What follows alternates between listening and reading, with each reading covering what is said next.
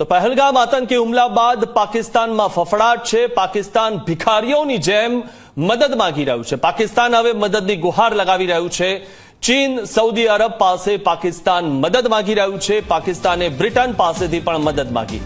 વિદેશ મંત્રી ઇશાક ડાર સતત ફોન કરી રહ્યા છે વિદેશમાં અને પાકિસ્તાનમાં ડરનો માહોલ ફેલાયો છે। એક બાજુ બડાઈ મારી રહ્યા છે કે અમે યુદ્ધ કરવા માટે તૈયાર છે અને બીજી બાજુ યુદ્ધ કરવા માટે તેમની પાસે સંસાધનો જ નથી અને તેના માટે બીજા દેશો પાસેથી મદદ માંગી રહ્યા છે। પાકિસ્તાન ભિખારીઓની જેમ મદદ માંગી રહ્યું છે બીજા દેશો પાસેથી। પાકિસ્તાન હવે મદદની ગુહાર લગાવી રહ્યું છે ત્યારે ચીન સૌદી અરબ પાસે પાકિસ્તાન મદદ માંગી રહ્યું છે।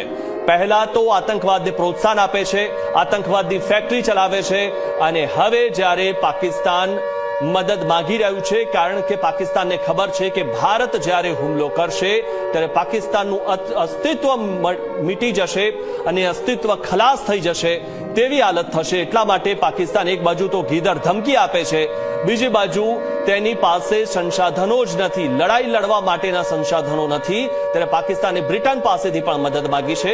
વિદેશ મંત્રી ઇશાક ડાર સતત ફોન કરી રહ્યા છે। પાકિસ્તાનમાં ડરનો માહોલ ફેલાયો છે।